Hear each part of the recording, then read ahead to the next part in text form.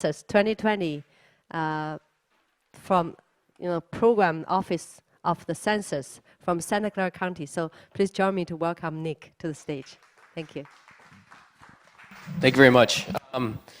So I think it's always kind of amazing to talk about things like the census to a group like you all, because it's not one of those topics that a lot of people think of immediately about civic leadership, civic engagement. I used to work as a nonprofit attorney around getting immigrants and folks who are new to the community here engaged around voting, getting involved with their government, young people getting involved as leaders. But it always came back to the same problem. We were talking about a very small group of people. We're talking about people who are usually 18 years of age or older, who are US citizens, and who have registered to vote, okay?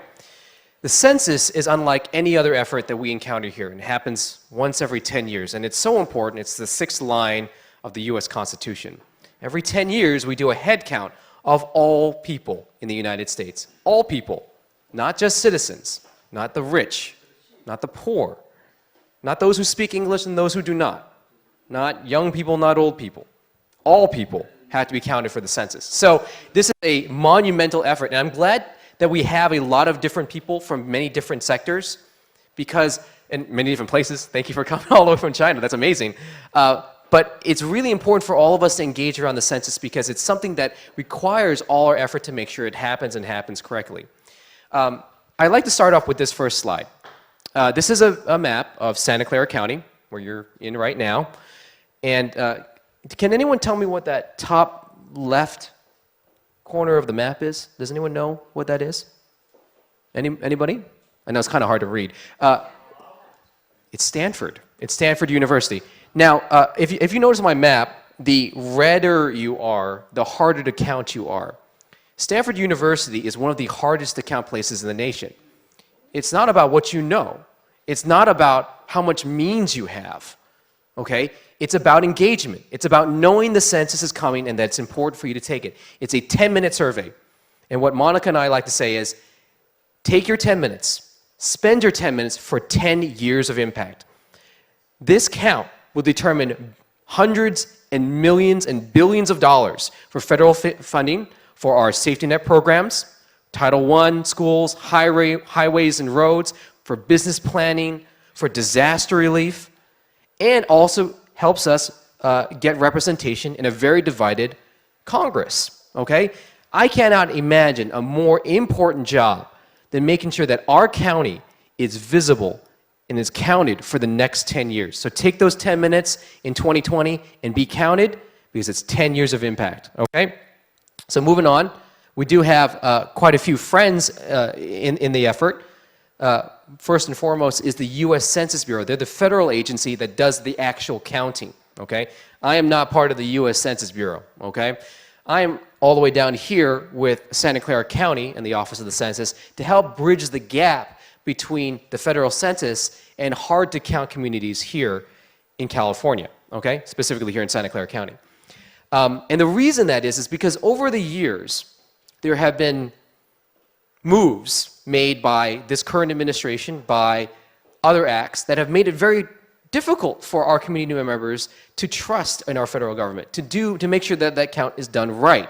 So our message is, this is not about politics. This is not about red or blue states. This is about being counted, being visible, because your counties deserve all the right federal funding so your schools can develop, so that your communities can thrive, okay? The state of California has put over $180 million into this effort as well to bridge that gap, because there's so much fear, because there's so much concern around the federal government, that we want to make sure that everyone gets involved. One of the major components of Hart Account is it's not singular in nature. It's not that you don't have money, so therefore you are hard to count, or that you don't speak English. There are many different factors that make you hard to count. And we created subcommittees, 10 subcommittees within our Complete Count Committee to address those concerns. So starting from the left and working over, we've got cities and neighborhoods, education, enumerator recruitment. These are the people who actually knock on people's doors if they don't answer the census. Health, homeless and stably housed, the immigrant and language barrier subcommittee, LGBTQ+, older adults, and individuals who are differently abled, technology, and a women's subcommittee. All these groups are inclusive of the fact that some of these individuals may have a hard time accessing the census. So we've produced these groups to gather, to think, to strategize around how do we get them to the table? How do we make sure that they know that the census is coming and that it's important for them to partake? This is our SC5 meeting that we held back in April of last year to commemorate the 1 year out. You can see we have a lot of different people from a lot of different sectors, a lot of different faces. We also have a steering committee led by my boss right here, David Campos. And you know, our goal, again, is an inclusive one. We want to make sure that everyone's counted, that they understand that it's their right to be counted. Now, it's not enough just to jump headfirst and start, you know, throwing flyers in people's faces and, you know, putting things out in movie theaters and stuff. You need to do some research ahead of time. So what we did is we actually worked with this outside vendor called EMC Research, and they talked to many of our community leaders, a lot of whom that Monica and I have worked with over the years around the census. And we said, hey, where can you go to access individuals who are hard to count, and what are their barriers to participating in the census? And they conducted about 419 different intercept interviews to really find out what are those barriers, how do you consume information, what would get you to, you know, partake in the census, okay, past that fear, etc. And what they ended up doing is helping another one of our vendors, Storefront, run an ad campaign around what the census would mean for people, testing the top 3 messages. And the top 3 messages, 2 of which were actually not very strange. They actually kind of are in line with most national studies. Take the census because it's your civic duty, okay? Because it's the law, okay? You should do it because it's right, okay? The second message, take the census because get your fair share. Because you pay taxes every year, but only once every 10 years do you get to say, this is my share, give me back what I'm owed for better schools, better roads, etc. The third one was interesting because there was almost a resistance type message, and this seemed to work the best with our Latinx community. Take the census because there are voices in Washington that want to make sure that you are not counted, that there is an underlying conspiracy to make sure that you stay invisible, that the money that you pay to the federal government goes somewhere else, that your representation stays underrepresented. Okay, so these 3 messages were the ones that were tested, and we found that the best and most effective messaging strategies were the ones that were micro-targeted. It's not just census is good for you because you go to, you know, you'll help schools.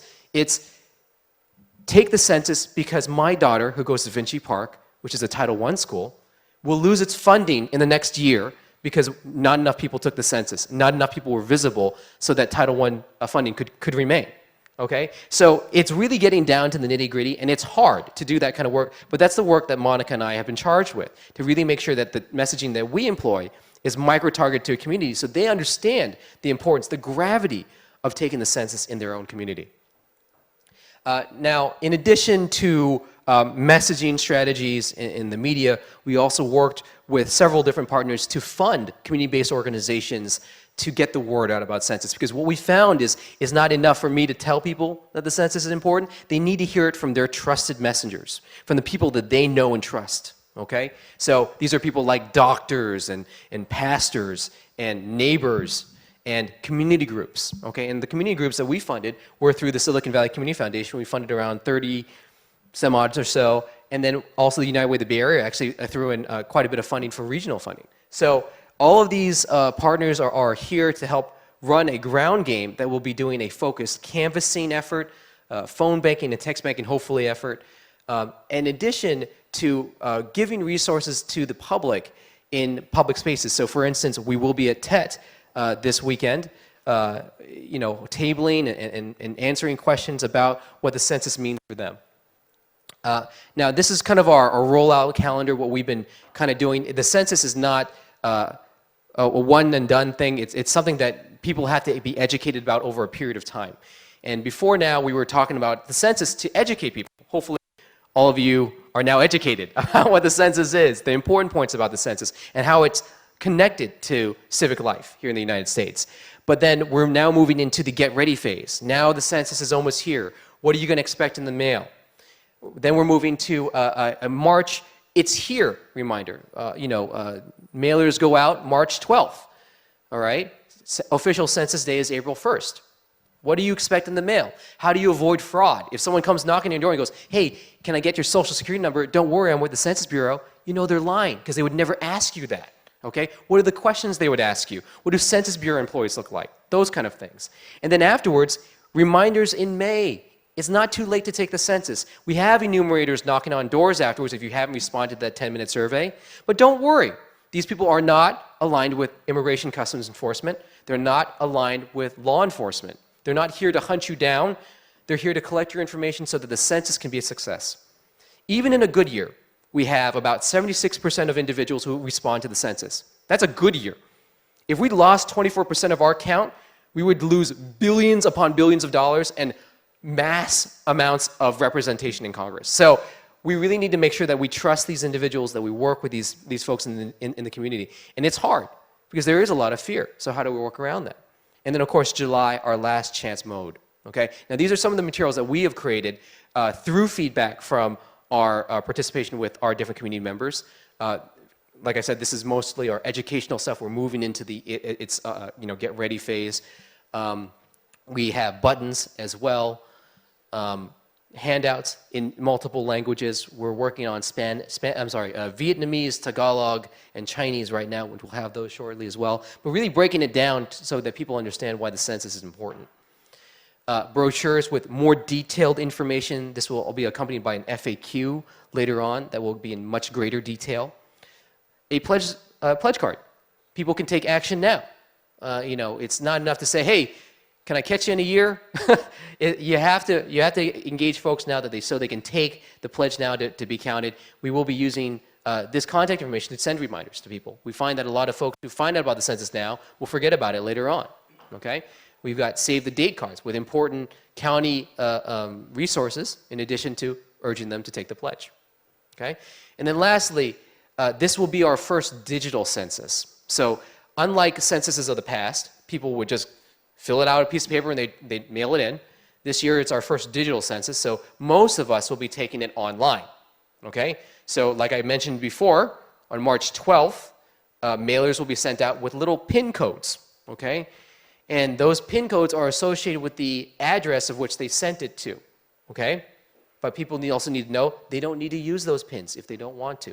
Okay? They can list their address instead. And if you're unhoused, you can actually list that you're homeless. Okay?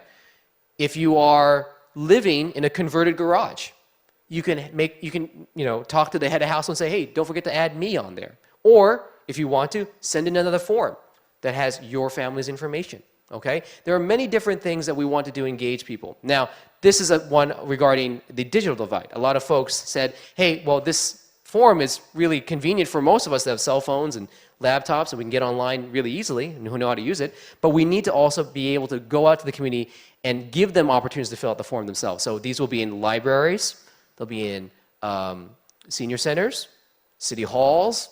Every county department will have a kiosk where you can go and fill out the form while you're waiting to talk to the tax assessor, when you're waiting to talk to your doctor. Okay? And we're working on that right now. We have about 120 earmarked locations, but we're getting down to the final number to make sure that we can get these available to folks in places so we're not asking them to come to us, we are going to them. This is our contact information, and I'd like you to notice I only have 3 people on that list because my whole team is just 3 people, and we're supposed to cover the entire county of Santa Clara. So what I am here today to hopefully ask for is your friendship and help in making sure that the message goes far and wide about the census. It's not enough for us to just say, well, don't worry, someone else will handle it. Someone else will take care of the census. We need to work as one community.